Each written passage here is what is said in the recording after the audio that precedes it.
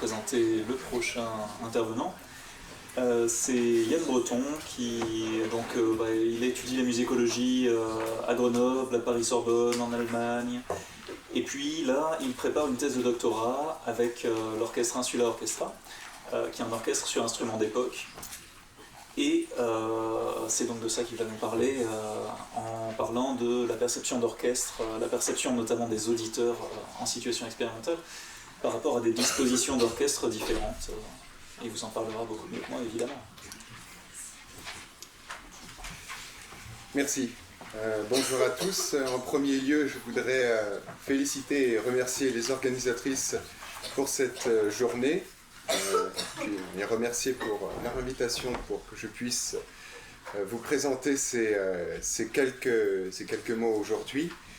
Avant toute chose, je voudrais porter un petit rectificatif par rapport à ce qui était annoncé dans le programme, où je me donnais à la base pour objectif de parler plutôt de l'évolution de la perception des auditeurs tout au long d'une situation expérimentale, avec peut-être des retombées sur une situation de concert, ce qui était mon objectif à la base, à cette époque, sachant que ça fait 1 an que je suis en train de dépouiller les résultats d'une expérience.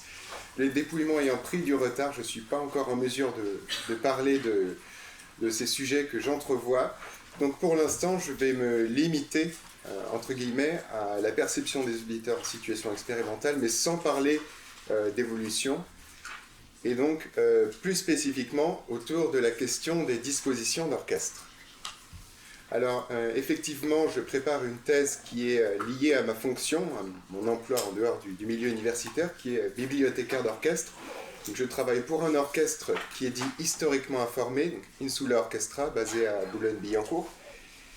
Et historiquement informé signifie pour un ensemble, d'une part, de réfléchir sur les conditions originales d'interprétation du répertoire, et en particulier sur des aspects qui sont par exemple les instruments. C'est pour ça qu'on dit souvent instruments d'époque, mais cette appellation est quelque peu réductrice, puisqu'il y a non seulement les instruments d'époque ou copies d'époque, mais aussi la question des phrasés, des coups d'archet, des tempi, ou encore par exemple la question de la direction d'orchestre, qui dirige l'orchestre, de quel poste.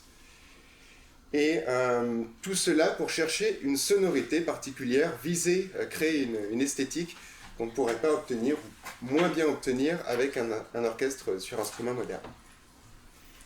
Et ma thèse, qui est donc consacrée à l'interprétation historiquement informée de la symphonie numéro 5 de Beethoven, est articulée autour d'un volet historique, mais aussi de 2 études de cas qui traitent de 3 aspects essentiels de la pratique orchestrale qui sont, à mon sens, moins abordés aujourd'hui que les autres, qui sont notamment les salles, les effectifs, c'est-à-dire combien de cordes, notamment dans les pupitres de cordes, mais aussi, dans certains cas, la question des vents, et puis la disposition des musiciens dans l'orchestre. Ça, c'est le premier point de ma thèse, faire le point sur ces pratiques à l'époque de Beethoven, autour de la 5e de Beethoven. Deuxième point, constater l'écart entre les conditions d'époque et les conditions modernes, et notamment se poser la question, pour des ensembles sur instruments d'époque, quelle pertinence y a-t-il, par exemple, à chercher sur les instruments, sur les phrasés, sur les nuances, sur les effectifs, pour finalement se produire dans des salles qui n'ont rien à voir avec celles que Beethoven a connues à son époque. Et cette question de l'articulation entre les conditions originelles et modernes se pose de manière récurrente pour ces ensembles. Et puis, le dernier point dont je vais vous parler aujourd'hui consiste à expérimenter certaines caractéristiques d'époque et à juger de la pertinence à les réemployer de nos jours.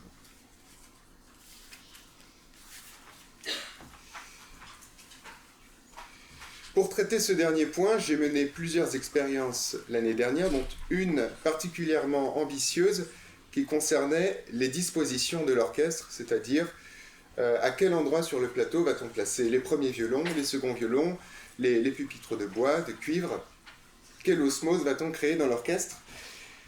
Et cette expérience avait d'une part un but d'ordre perceptif, déterminer si on entend effectivement des différences d'une disposition à l'autre, et si oui, dans quelle mesure, et une dimension peut-être plus subjective, plus liée au jugement, qui est de juger de la réussite sonore et de la pertinence des différentes dispositions. Et pour cela, nous avons disposé de 35 musiciens d'Insula Orchestra. Pourquoi 35? Parce que c'est l'effectif le plus souvent mobilisé au temps de Beethoven, ce qui peut sembler être un effectif assez restreint, mais c'était très courant à l'époque. Les musiciens ayant disposé pendant toute l'expérience de questionnaires pour pouvoir consigner leurs remarques et leurs appréciations. Un autre élément très important de l'expérience, c'était la salle. Cette très belle salle que vous voyez ici, j'ai parlé de la pertinence de la salle, eh bien nous sommes ici dans une salle dont peu soupçonnent l'existence, qui est aujourd'hui le théâtre du Conservatoire d'art dramatique de Paris. Il faut savoir qu'il y a 200 ans, à cet endroit, c'était le conservatoire de musique et de déclamation, et que ce théâtre n'a pas été conçu pour le théâtre, mais pour la musique. Et c'est dans ces lieux qu'en 1828, à partir de 1828, le public français a découvert en avant-première les symphonies de Beethoven. En tout cas, création française des symphonies de Beethoven dans cette salle-là, que vous voyez sous cette vue de la vue du public. Donc une salle à haute valeur historique et surtout une salle aux dimensions adaptées à un orchestre de cette taille.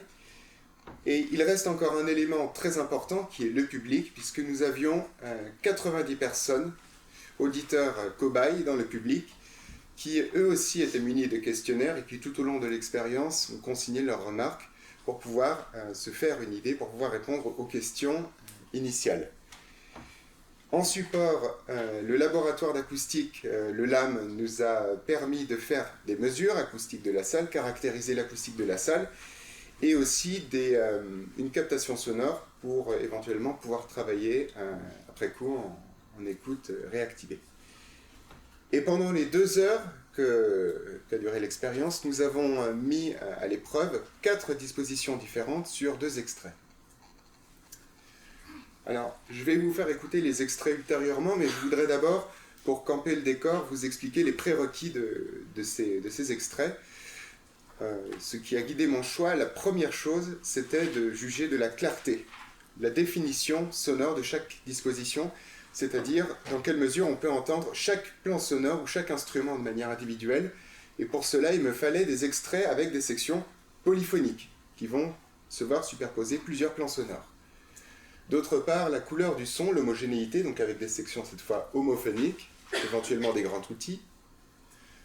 La question de la spatialisation, c'est-à-dire est-ce qu'on peut non seulement entendre les pupitres, mais aussi les localiser sur le plateau, et éventuellement tirer parti de ces effets des effets d'opposition de pupitres, par exemple. La question de l'intensité globale, a-t-on différentes sensations d'intensité? Et pour finir, la question de la synchronisation des musiciens, est-ce que telle ou telle disposition leur permet d'être mieux synchronisés ou leur donne du fil à retordre? Et quant aux dispositions, nous avions donc une disposition tampon et 3 dispositions historiques. Cette disposition-là est la disposition couramment utilisée aujourd'hui par l'orchestre, donc qui n'a pas vraiment de valeur documentée, avec les cordes sur le devant comme d'habitude, violon 1 face à violon 2, les violoncelles et altos au centre, les basses un peu excentrées, et les voix derrière, et les trompettes et timbales toujours associées sur le côté. Une deuxième disposition qui est cette fois radicalement différente, qui nous vient d'un plan de Dresde, qui a pour originalité de présenter cette fois les bois sur le devant de la scène, ce qui ne se rencontre plus aujourd'hui. Donc sur le devant de la scène et sur les côtés en opposition aux 2 pupitres de violon, donc d'où des attentes éventuellement en termes de spatialisation. Une troisième disposition qui pose encore d'autres problèmes de réalisation, puisqu'on a cette fois les basses au centre. Et ça vient d'un plan de Leipzig, sachant que cette pratique était aussi avérée dans de nombreux orchestres à Londres, notamment au XIXe siècle. Avec un problème de visibilité, c'est-à-dire comment les bois peuvent-ils faire pour voir le chef étant situé derrière les contrebasses. Et donc pour résoudre ce problème, au cours de l'expérience, on a décidé de faire lever les vents derrière pour créer un gradinage qui du reste se trouvait dans cette salle à l'époque de Berlioz, il y a 200 ans, donc tout à fait pertinent en l'occurrence. Et une dernière disposition qui présentait la particularité d'avoir les basses réparties sur 2 côtés, qui ne venaient pas d'un plan cette fois, mais d'un traité, donc une disposition qu'on a recréée à partir du traité, qui aurait peut-être été plus pertinente avec un pupitre de basse plus étoffé, mais en tout cas, ça nous a permis de tester ce rayonnement des basses symétrique.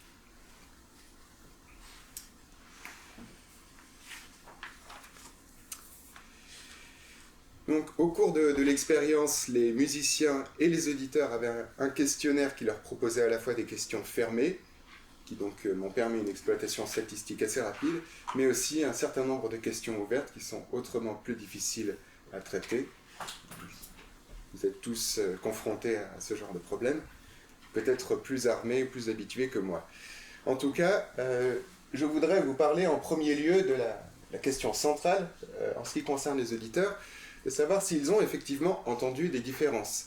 Et c'est une question qui n'est pas anodine, puisqu'il y a souvent des conflits entre les musiciens et les chefs. Quand le chef dit « si, il faudrait bouger tel pupitre de 50 cm, ça change tout », et les musiciens qui disent « de toute façon, en salle, ça ne va rien changer ». Et on constate, en l'occurrence, que les changements ont été quand même absolument remarquables, peut-être, c'est mon hypothèse personnelle, beaucoup plus remarquables dans cette salle que dans toute autre, avec un temps de réverbération très court et une distance très courte entre les musiciens et le public, donc beaucoup de sons directs et très peu de réverbération, ce qui permet d'entendre très bien la localisation des différents pupitres. En tout cas, pour la disposition numéro 2 par rapport à la première, 54% qui penchent pour la réponse « oui, absolument ». Très légère régression pour la disposition numéro 3, et puis la disposition numéro 4 qui régresse encore davantage, ce à quoi on peut avoir plusieurs explications. D'une part, sa proximité par rapport à la première ou à la troisième, donc un effet de surprise moindre, et peut-être tout simplement aussi un biais lié à l'ordre de présentation, c'est-à-dire qu'au fur et à mesure, les auditeurs accumulent une certaine expérience et sont peut-être moins étonnés.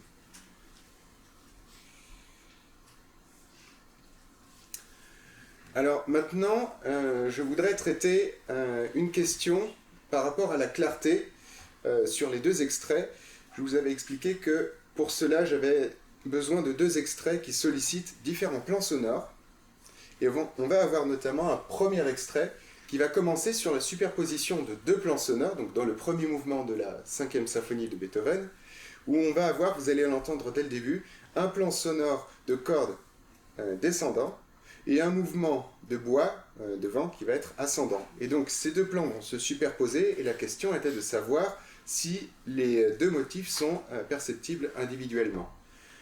Ensuite, il y avait une section d'opposition de pupitres, où notamment la question de la spatialisation allait se poser, et puis pour finir, une section plutôt tutti pour juger de la couleur du son. Et je vous propose d'écouter cet extrait pour vous faire une idée.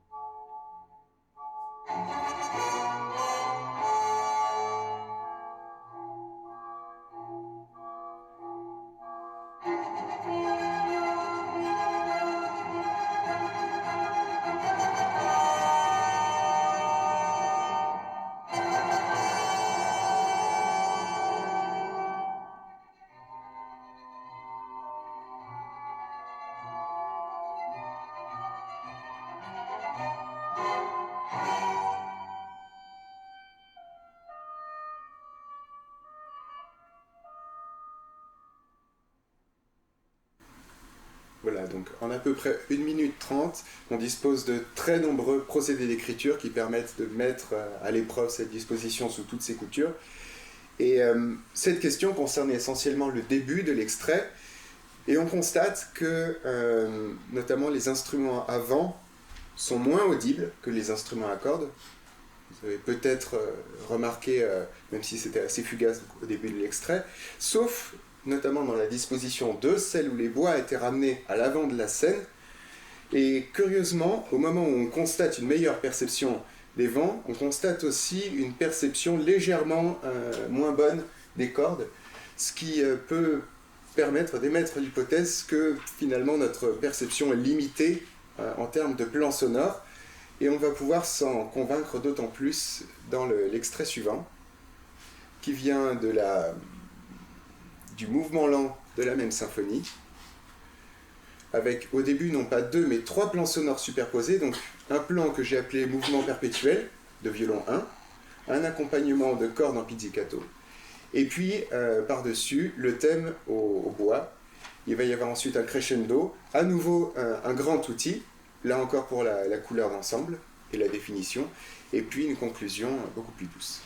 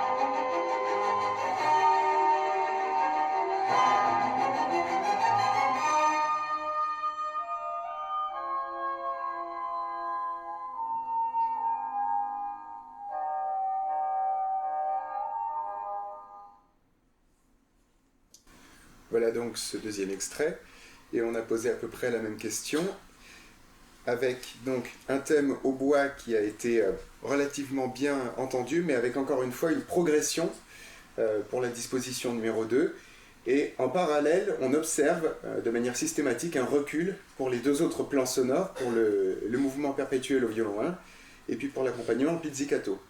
Ce qui pose des questions parce que, notamment, les violons 1 n'ont pas été déplacés de toute l'expérience. Donc ça veut dire qu'ils ont, a priori, émis la même puissance et orienté toujours de la même manière. Donc, ce qui voudrait dire que, dans le fond, à moins qu'il y ait eu des changements d'interaction entre les musiciens, c'est vraiment du côté de la perception des auditeurs qu'il s'est passé quelque chose, et que le fait qu'un plan sonore soit mis en valeur porte forcément, entre guillemets, préjudice aux autres. Ce qui pourrait être théorisé, je pense, notamment par la théorie de la forme, la Gestalt théorie. Si on part du principe que quand on reçoit un certain nombre de stimuli, on les assemble d'une manière ou d'une autre, et bien là, mais jamais en tout cas de 2 manières synchrones, et bien là on a peut-être l'une des manifestations de cette théorie.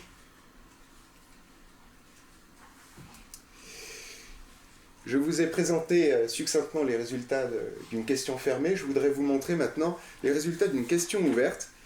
Les questions ouvertes qui sont assez épineuses, puisqu'on constate quelques tendances, certes, mais une très forte hétérogénéité d'une personne à l'autre. Et notamment, par exemple, pour la disposition numéro 1, on a constaté globalement des commentaires qui vont dans le sens d'un son relativement neutre, assez sûr, riche et plein pour certains, pour d'autres un petit peu manquant de consistance. Et on obtient notamment les commentaires suivants: plénitude de tutti qui émerge totalement, et puis, pour une autre personne, manque d'enveloppement, manque de brillance, confus et agressif, très compact, et d'un autre côté, ensemble harmonieux. Pour la deuxième disposition, avec cette espèce d'affrontement entre les bois et les cordes, on avait surtout le problème de l'hétérogénéité. Est-ce qu'on arrive à avoir un bon compromis entre l'homogénéité du son d'ensemble et la définition des timbres individuels? Et on obtient des résultats de ce genre, plaisamment agressifs, un son moins charnu, pourtant un orchestre puissant, plus compact, moins aéré, un outil plus ample, plus généreux, ou alors un ensemble dynamique, vivant, souple. On avait ensuite une troisième disposition qui a proposé une sonorité beaucoup plus riche. Le rayonnement des basses au cœur de l'orchestre a visiblement permis d'avoir vraiment une sonorité plus ronde, qui pourtant ne fait pas l'unanimité, trop aérien, pas assez incarné pour certains, ensemble plus compact, moins de nuances, touti très brillant, un son pincé, métallique, d'un autre côté un son moelleux, rond et riche, et une impression de cohésion, puissance. Et pour terminer, la quatrième disposition, qui selon certains sonne bien, mais rien de très marquant, plus aéré, un peu terne, plus un brouhaha qu'un ensemble sonore, romantique à souhait pour le meilleur et pour le pire, tout y est particulièrement clair et puissant. Donc, partant de toutes ces réponses, j'essaye de faire un travail de catégorisation, essayer de dégager des tendances. Voilà. C'est pour ça que ça fait 1 an que j'y suis. Donc, en conclusion, très brièvement, j'ai des conclusions qui sont plutôt d'ordre méthodologique et d'autres qui sont plus d'ordre musicologique.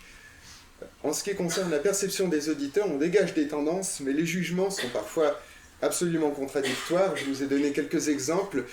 Vous pourriez dire peut-être qu'ils n'étaient pas placés au même endroit. Alors, abordons cette question. 2 personnes placées au même endroit, la deuxième disposition, la première dit « On entend un peu moins bien les pids par rapport à la première disposition ». Son voisin dit « Les pids sont davantage mis en valeur ».